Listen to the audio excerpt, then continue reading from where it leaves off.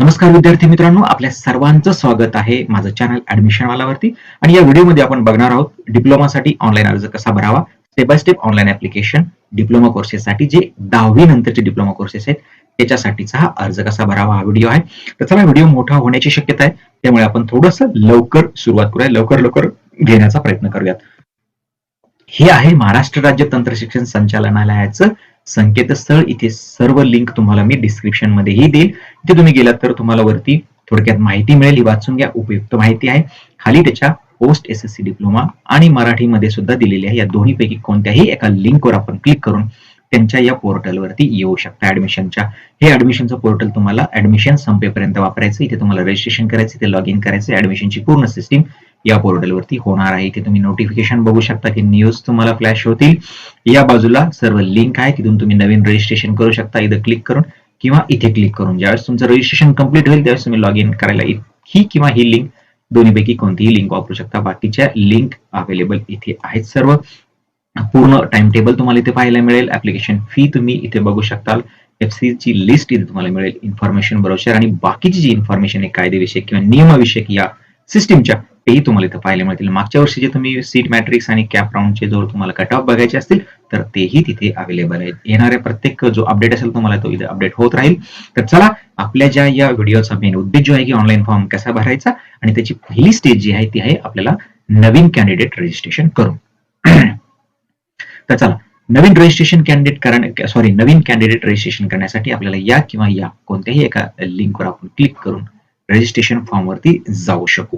हा रजिस्ट्रेशनचा फॉर्म अत्यंत महत्वाचा आहे. छोटासा फॉर्म आहे. इथे आपल्याला पूर्ण नाव टाकायचं. तर तुमचं 10वीच्या मार्कशीटवर जसं नाव असेल त्याचप्रमाणे इथं नाव भरायचं आहे. एक मेल आयडी क्रिएट करा, तो टाकायचा आहे, कंपल्सरी आहे, तुम्हाला तो द्यायचाच आहे.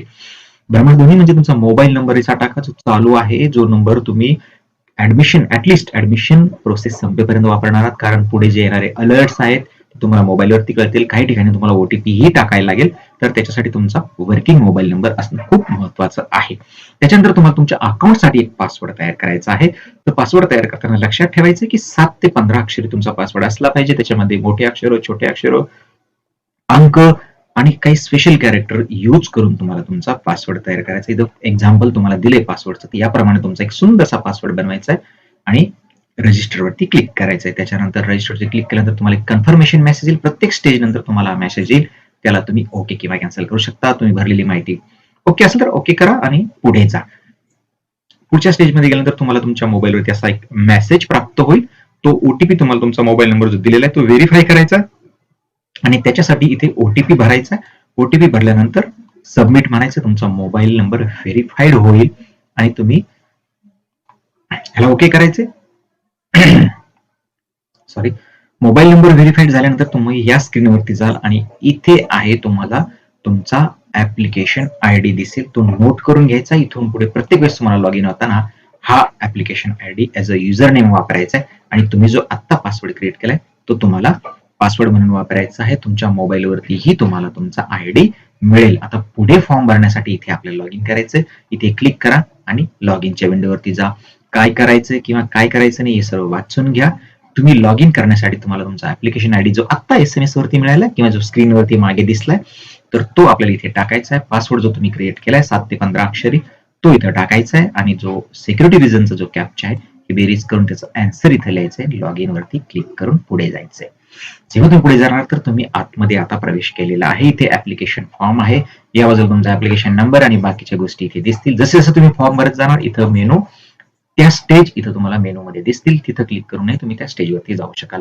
सर्वात प्रथम महत्वाचं म्हणजे आपल्याला ई स्क्रुटिनी मोड आणि फिजिकल स्क्रुटिनी मोड सिलेक्ट करायचा आहे. तुम्ही ऍप्लिकेशन कसे भरू इच्छिता, तुम्ही FC वरती जाऊन तुम्हाला मदत घ्यायची की तुम्ही पूर्णपणे जी प्रोसेस आहे ती ऑनलाईन सिस्टीम ई स्क्रुटिनीद्वारे करणार आहात, तर दोन्ही ऑप्शन इथं अवेलेबल आहेत. तुम्ही ऑप्शन सिलेक्ट करायचे आणि सेव्ह स्क्रुटिनी म्हणायचे आहे. याच्या खाली जर तुम्ही गेलात तर तुम्हाला तुमची बाकीची इन्फॉर्मेशन दिसेल, लास्ट लॉग इन दिसेल, आत्ताचं करंट टाइम दिसेल. त्याच्यानंतर बाकीच्या ह्या स्टेप महत्वपूर्ण बघून घ्या. आपली पहिली स्टेप कंप्लीट केली, बाकीच्या उरलेल्या सर्व स्टेप आपल्याला कंप्लीट करायचे आहेत. जेव्हा जेव्हा तुम्ही स्टेप कंप्लीट करा इथे तुम्हाला कंप्लीट स्टेटस दिसेल. आता आपण सुरुवात करूया आपल्या फॉर्म भरण्याला आणि त्याच्यामध्ये पहिली जी स्टेज आहे ती आपल्याला स्क्रुटिनी मोड सिलेक्ट करायचा आहे. जर तुम्ही फिजिकली स्क्रुटिनी मोड सिलेक्ट करणार असाल, तुमच्या घराजवळ FC आहे, तुम्ही तिथे जाऊ शकता. कोविड-19 सर्व नियमांचं पालन करीत तुम्ही FC ला जाऊ शकत असाल. तुमच्याकडे परिस्थिती तशी असेल तर फिजिकल स्क्रुटिनी निवडायला हरकत नाही. अन्यथा ई स्क्रुटिनी हा सर्वोत्तम पर्याय आहे. जर तुमच्याकडे इंटरनेट असेल, मोबाईल असेल, PC असेल, लॅपटॉप असेल, यापैकी कोणतेही डिव्हाइस असेल ज्याच्यावरती तुम्ही ऑनलाईन फॉर्म भरू शकता, तर तुम्ही नक्कीच सर्व प्रोसेस ऑनलाईन ई स्क्रुटिनीद्वारे करू शकता. तसं नसेल तर तुम्ही फिजिकल स्क्रुटिनीचा पर्याय तुमच्या सोयीप्रमाणे निवडू शकता.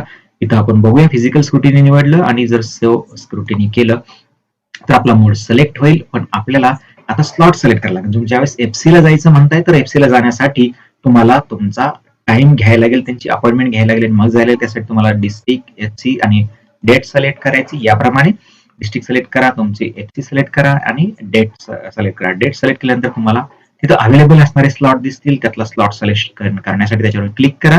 स्लॉट सिलेक्ट झाला की इथं सबमिट म्हणा. सबमिट म्हटल्यानंतर तुमचा स्लॉट इथे तर तुमचा स्लॉट आता बुक झालेला आहे.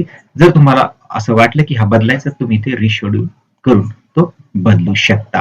पुढे गेल्यानंतर तुम्हाला इथे दिसेल की तुमचा शेड्यूल झालेला आहे. तुम्ही या दिवशी FC ला जाऊन तुमचे बाकीची जी प्रोसेस आहे तुम्ही ऑनलाईन फॉर्म भरू शकता. ऑनलाईन फॉर्म भरायचा आणि बाकीचे डॉक्युमेंट अपडेशन किंवा जी बाकीचे प्रोसेस आहे तुम्ही FC ची मदत त्या बाबतीत घेऊ शकता. जर तुम्हाला बदलायचा असेल तुमचा स्क्रुटिनीचा, तर तुम्ही इथे ई स्क्रुटिनीचा फिजिकल किंवा फिजिकलचा ई स्क्रुटिनी करून सेव्ह स्क्रुटिनी केल्यानंतर तुमचा मोड परत एकदा सेव्ह होईल. मी हा फॉर्म ई स्क्रुटिनीने भरतोय. ई स्क्रुटिनी सिलेक्ट केली, सेव्ह स्क्रुटिनी म्हणलं, आपला स्क्रुटिनीचा मोड सेव्ह झालाय. आता आपल्याला फॉर्म भरायचा आहे. तुम्ही यापैकी जो तुम्हाला जो सोयीचा वाटेल तो तुम्ही सिलेक्ट करा, सेव्ह स्क्रुटिनी म्हणा आणि मग फॉर्म भरायला जा. फॉर्म भरण्यासाठी इथे क्लिक करा. तुम्ही जाणार पुढच्या स्टेपला. पुढची क्रुशियल स्टेप आहे. इथे तुमचा प्रकार तुम्हाला द्यायचा आहे, कॅन्डिडेट टाईप तुम्हाला इथे द्यायचं आहे. याच्यावरती पुढच्या सर्व गोष्टी अवलंबून असतील. तुम्हाला लागणारे डॉक्युमेंट, तुम्हाला उपलब्ध होणारी जी सोयी सुविधा आहेत त्या या सर्व प्रकारावरती अवलंबून असतील. तर हे सर्व प्रकार तुम्ही बघा. ह्याच्या बाबतीत जर तुम्हाला हवा असेल तर सेपरेट व्हिडिओ आपण बनवू, ज्याने प्रकारे तुम्हाला टाईप ABCD काय आहे ते कळेल. थोडंसं आता आपण धावतं घेऊया. जे महाराष्ट्र स्टुडंट आहेत, ज्यांची SSC परीक्षा महाराष्ट्रातून उत्तीर्ण झाले, ते A सिलेक्ट करतील. जे महाराष्ट्रातून उत्तीर्ण नाही झाले परंतु त्यांचे आई किंवा वडील किंवा ते स्वतः महाराष्ट्राचे डोमेसाईल असतील तर ते B सिलेक्ट करतील. C टाईपचे जे कॅन्डिडेट आहेत, त्यांचे केंद्र शासनाचे जे कर्मचारी आहेत महाराष्ट्रात वर्किंग, ते C टाईप करतील. D ज्यांचे पालक महाराष्ट्राचे कर्मचारी म्हणून निवृत्त झाले ते D सिलेक्ट करतील. त्याच्यानंतर पुढे गेलं तर टाईप E जे महाराष्ट्र कर्नाटक बॉर्डरवरती जे लोक आहेत, जे ठरलेली गाव आहेत, तुम्हाला इन्फॉर्मेशन ब्रोशर मध्ये कळेल, वादग्रस्त सीमेच्या भागामध्ये जे राहणारे लोक ज्यांचा मराठी मातृभाषा आहे ते लोक ई प्रकारामध्ये मोडतील. जर या कोणत्याही प्रकारात मोडत नसेल तर ते आउटसाइड महाराष्ट्र स्टुडंट म्हणून गणल्या जातील. ते हा प्रकार निवडतील आणि जे JNK स्टुडंट ज्यांना आपण म्हणतो ते शेवटचा पर्याय निवडून जातील. तर एकदा आपण शेवटचा पर्याय निवडून इथे 7 प्रोसीड केलं की तुम्ही या स्टेजवर जाल. जर A स्टुडंट असेल, A कॅटेगरी मधले, टाईप E मधले, तर तुमच्यासाठी ही स्क्रीन येईल. याच्यामध्ये तुम्हाला तुमची SSC जिथे तुम्ही पास झाला तो जिल्हा, तालुका निवडायचा, शाळेचं नाव टाकायचं, तुमचा जिल्हा इथे येईल आणि सेव्ह करायचे. तुम्ही जर टाईप B असाल तर तुम्हाला या प्रश्नांची उत्तरे द्यायला लागतील. तुम्ही जर टाईप C असाल तर तुम्हाला या प्रश्नांची उत्तरे द्यायला लागतील. टाईप तुम्ही D असाल तर तुम्हाला या प्रश्नांची उत्तरे द्यायला लागतील. हा फॉर्म तुम्हाला भरायला लागेल. टाईप E असाल तर तुम्हाला ही माहिती भरायला लागेल. तसेच OMS स्टुडंटसाठी वरील प्रमाणे माहिती आणि JNK साठी अशी स्क्रीन असेल. तर या स्क्रीन बद्दल जर तुम्हाला काही अडचण असेल तर मला कमेंट्स बॉक्समध्ये विचारा. प्रत्येक स्क्रीन बद्दल आपण डिस्कशन केलं तर व्हिडिओ खूप मोठा होईल. तर तो ओके वरती क्लिक करायचे आणि पुढे जायचं. पुढे गेल्यानंतर तुम्हाला तो विचारेल. आपण A टाईप सिलेक्ट करून हा पुढे फॉर्म आलेला आहे. पुढे तुम्हाला तुमचा प्रवर्ग निवडायचा आहे. जनरल असेल तर तुम्हाला EWS चा ऑप्शन अवेलेबल होईल. असेल तर हो म्हणा, नसेल तर नाही म्हणा. आणि तुम्ही रिझर्व्ह कॅटेगरीचा जर तुम्ही सिलेक्ट केला तर तुम्हाला रिझर्व्ह कॅटेगरीचा सिलेक्ट केल्यानंतर तुम्हाला रिझर्व्ह कॅटेगरी निवडायला लागेल. त्याची जात, उपजात निवडायची आहे आणि तुमच्याकडे नॉन क्रिमिनलचं स्टेटस तुम्हाला द्यायचं आहे. तुमच्या कॅटेगरी प्रमाणे खालच्या फील्ड तुम्हाला इथे येत राहतील आणि डॉक्युमेंटची मागणीही त्याप्रमाणे होईल. तर तुम्ही काळजीपूर्वक तुमचा निवडा. पुढे गेल्यानंतर दिव्यांग व्यक्तीचा तपशील आपल्याला भरायचा असेल तर हो म्हणा, नसेल तर नाही म्हणा. जर तुम्ही दिव्यांग व्यक्तीच्या तपशिलामध्ये तुम्ही मोडत असाल, दिव्यांग व्यक्ती असाल तर तुम्ही सिलेक्ट करा आणि PWDचा तुमचा जो स्टेटस आहे त्याचं तुम्हाला डिसेबिलिटी टाईप इथे तुम्हाला सिलेक्ट करायला लागेल. पुढचा आहे डिफेन्स. जर पालक जर तुमचे संरक्षण कर्मचारी असतील तर हो म्हणा, असतील येस म्हटलं तुम्ही तर तुम्हाला पुढे त्यांचा डिफेन्सचा टाईप द्यायला लागेल. ज्या प्रकारचं तुमच्याकडे डिफेन्स 1, 2, 3चं जे सर्टिफिकेट असेल त्याप्रमाणे तुम्ही इथं टाईप चूज करा आणि पुढे जा. नसेल तर नो म्हणा. पुढे नंतर तुम्हाला नॅशनॅलिटी साठी तुम्हाला डॉक्युमेंट इथं द्यायचं. तुमच्याकडे जे डॉक्युमेंट असेल ते तुम्हाला चूज करायचं. जर तुमच्याकडे तहसीलदार किंवा त्या लेवलच्या यांनी दिलेलं नॅशनॅलिटी सर्टिफिकेट असेल, जसं की आपल्याकडे जनरली सर्वसाधारण मुलांकडे डोमिसाइल आणि नॅशनॅलिटी एकत्र असतं, तर तसं असेल तर तेही चालेल. नसेल तर तुमच्या स्कूल लिव्हिंग सर्टिफिकेटवर जी नॅशनॅलिटी मेन्शन असेल तर तेही चालेल. त्याच्यानंतर तुमचा इंडियन पासपोर्ट असेल ज्याच्यावरती तुमची नॅशनॅलिटी असतेच, किंवा बर्थ सर्टिफिकेट जर तुमच्याकडे असेल तर याच्यापैकी जे उपलब्ध असेल ते सिलेक्ट करायचे आणि सेव्ह आणि प्रोसीड म्हणायचे. सेव्ह आणि प्रोसीड म्हणल्यानंतर तुम्हाला परत ही विंडो येईल, विचारेल, याला एकदा ओके म्हणायचे आणि तुम्ही जाणार पुढच्या स्टेजला. तर इथे ही फार महत्वाची स्टेज आहे खरं तर. इथे तुम्हाला मार्क डिटेल भरायचे. आता मार्क्स भरताना विद्यार्थी मित्रांनो हे पूर्ण तुम्ही काळजीपूर्वक वाचा. गरज पडल्यास आपण या सगळ्या बाबतींची एक सेपरेट व्हिडिओमध्ये डिस्कशन आपण करूया. मला कमेंट बॉक्समध्ये कळवा.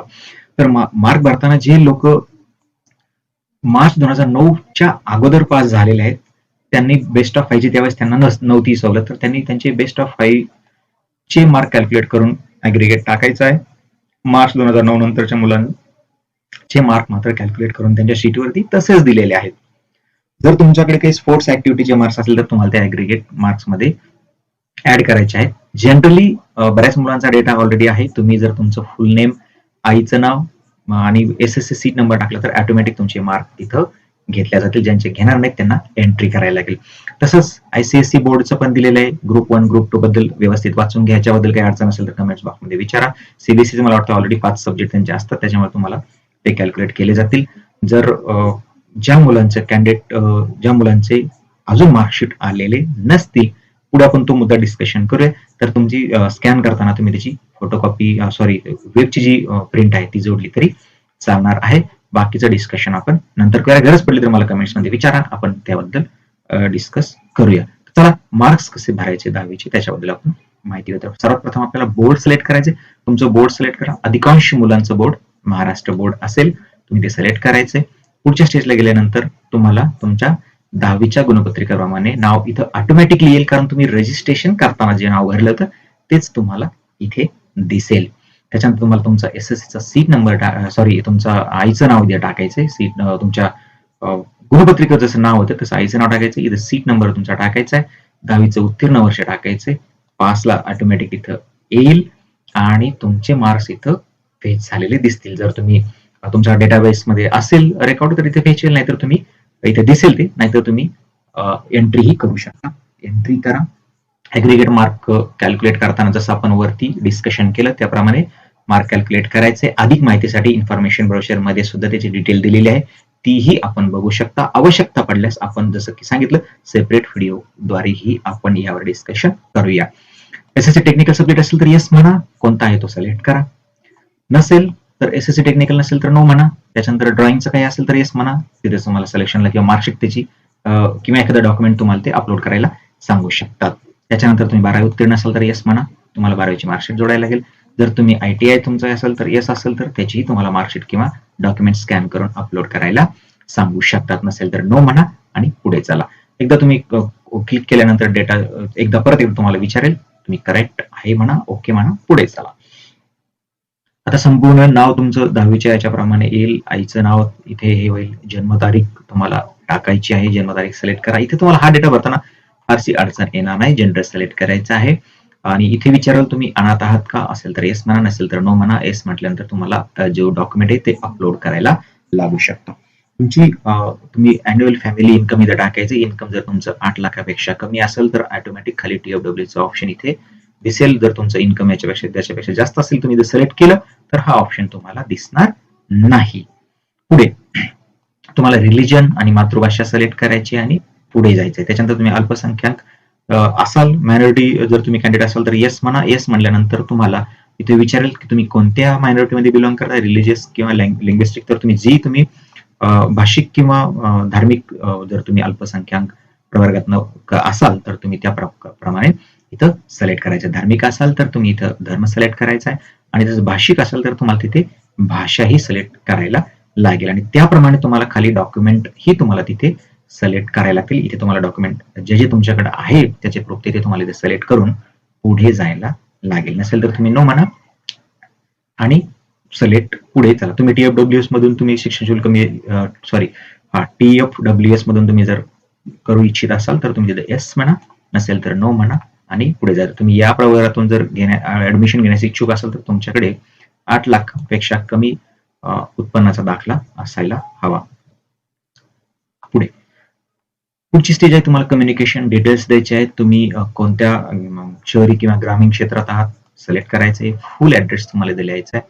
राज्य, जिल्हा, तालुका, गाव आणि पिन तुम्हाला इथे टाकून चालायचे पुढे. त्याच्यानंतर तुम्ही तुमचा जो रजिस्ट्रेशन करताना मोबाईल नंबर तो इथे दिसेल. तुम्ही ऍडिशनल इथं देऊ शकता. ईमेल आयडी तुम्हाला दिसेल. ऍडिशनल द्यायचं असेल तुम्ही देऊ शकता. सेव्ह आणि प्रोसीड करा. परत एकदा विचारेल तो तुम्हाला ओके म्हणा आणि पुढे चला. पुढे गेलं पुढच्या स्टेप मध्ये आपल्याला फोटो आणि सही या दोघांचं कॉम्बिनेशन असलेला आपला फोटो अपलोड करायचा आहे. छायाचित्र अपलोड करायचंय. वरती छायाचित्र आणि खाली त्याच्या सही अशा प्रकारात आपल्याला ते अपलोड करायचंय. इथे तुम्ही क्लिक करून बघू शकता त्याच्या कशा प्रकारे तुम्हाला हवाय त्याचं मोजमाप तिथे दिलेले त्याप्रमाणे तुम्हाला फोटो तयार करायचा आहे आणि तो अपलोड करायचा आहे. तर अपलोड करण्यासाठी तुम्ही सिलेक्ट इथे चूज फाईलला क्लिक केलं की अशी विंडो ओपन होईल. जो फोटो आणि सही तुम्ही तयार करून ठेवलेला आहे तो तुम्हाला अपलोड करण्यासाठी सिलेक्ट करायचा आहे आणि सिलेक्ट केल्यानंतर तो ओपनला क्लिक केलं की तो असा तुम्हाला इथे दिसेल. तुमचा फोटो आणि त्याच्या खाली सही इथे तुम्हाला दिसेल.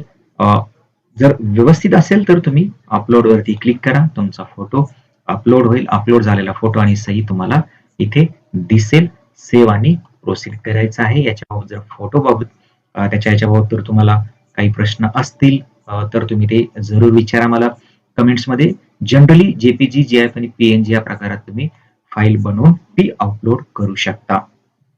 एकदा अपलोड झाली की सेव्ह आणि प्रोसीड म्हणायचे आणि पुढे चालायचं. पुढे जाताना प्रत्येक वेळेस जसं आपण बघितलं तो विचारणार, कन्फर्म करायचंय, ओके म्हणून पुढच्या स्टेपला तुम्ही जायचं. आता अपलोड डॉक्युमेंट फॉर या फॉर्म साठी आपल्याला आता डॉक्युमेंट अपलोड करायचे आहेत. ही स्टेज महत्वाची आहे. इथे तुम्हाला स्कॅन करून ठेवलेले डॉक्युमेंट अपलोड करायचे. जो डेटा आपण भरलाय मागच्या स्टेपला तर या स्टेपच्या आधारेच ही जनरेट होईल आणि इथे तुम्हाला डॉक्युमेंटची मागणी केली जाऊ शकते.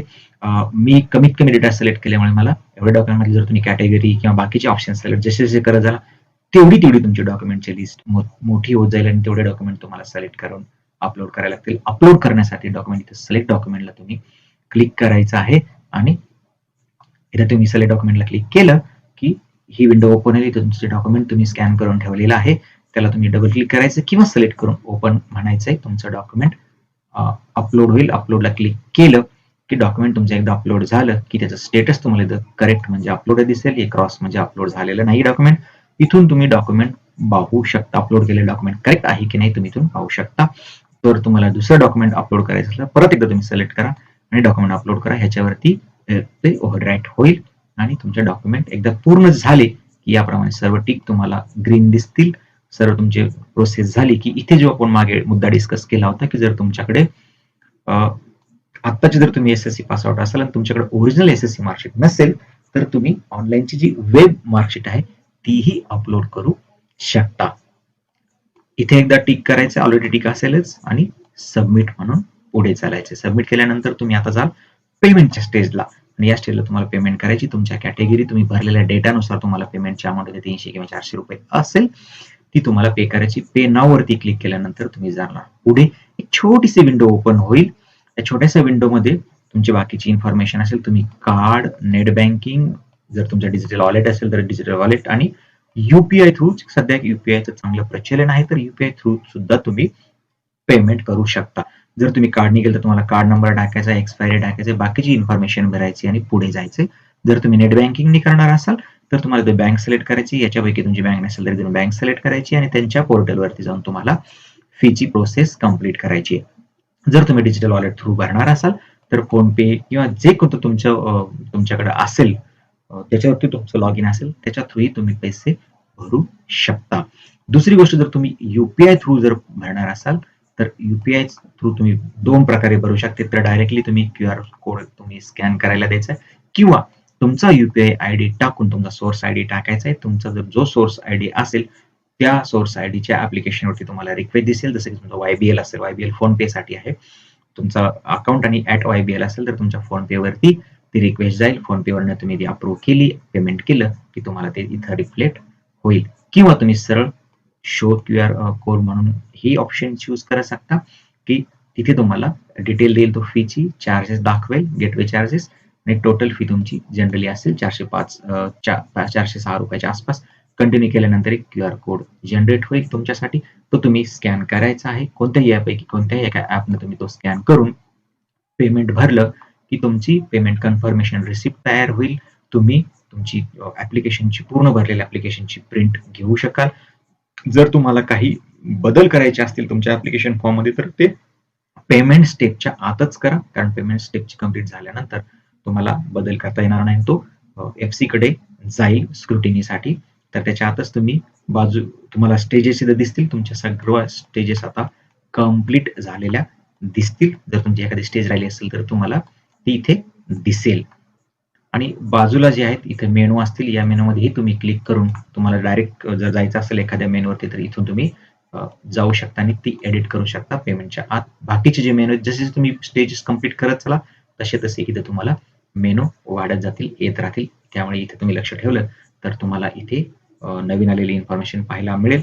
तर या व्हिडिओमध्ये बस एवढंच. जर काही माझ्याकडे राहिलं असेल मला कमेंट्समध्ये सांगा. तर तुमच्या मनामध्ये काही प्रश्न असतील मला कमेंटमध्ये विचारा. मी नक्कीच त्याचं उत्तर देईल. नवीन जशी अपडेट होत जातील त्याप्रमाणे आपण व्हिडिओ बनवत जाऊ. मुलांच्या जशा रिक्वेस्ट असतील त्याप्रमाणे आपण डिस्कशन करत जाऊ आणि सर्वांच्या सोयीची होईल अशी ॲडमिशन प्रोसेस आपण आशा करूया. जर मुलांच्या शेवटपर्यंत आपण आहोत. जसे अडचणी जातील तसं आपण याच्यावरती डिस्कशन करत मुलांच्या प्रॉब्लेम आपण सॉल्व्ह करत राहू. पुन्हा भेटूया नव्या व्हिडिओमध्ये. जाता मी आपल्याला रिक्वेस्ट करेन की माझ्या चॅनलला सबस्क्राईब करा, शेअर करा, लाईक करायला विसरू नका. धन्यवाद.